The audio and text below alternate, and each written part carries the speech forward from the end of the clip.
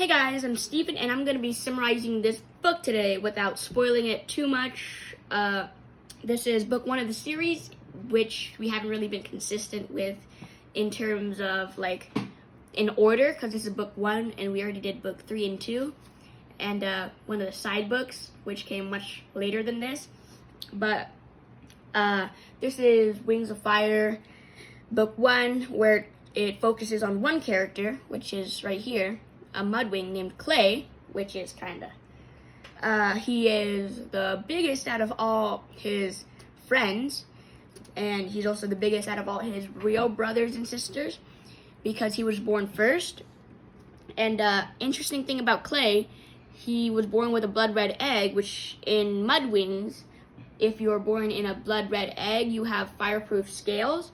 And the book starts out with them in the cave as always, where they're like, we kind of don't really want to be in here anymore, and they plan an escape, and Clay and one of his friends, Tsunami, a sea wing, escape, but then they encounter humans, which in this universe are called scavengers, and they also encounter the Skywing Queen, and it was their first dragon they saw besides their friends and their trainers, and they get kind of spooked by it, and they accidentally harm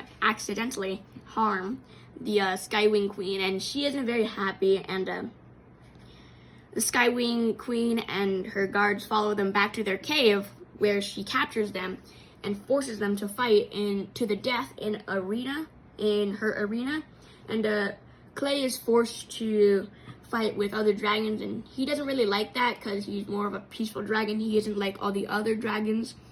So they escape, and they think they killed the Skywing Queen, but they don't really know, with the help of one of Clay's friends, Glory, and with the help of a Skywing dragon, which Clay made friends with, which her name is Peril, which is an interesting thing about her is that her scales are actually on fire. She thinks it's a curse, but her scales are always heated up and are always on fire. But he can't really get burned by her because, he has fireproof scales. And then he follows the river down to where he meets his parents, which turns out his parents abandoned him.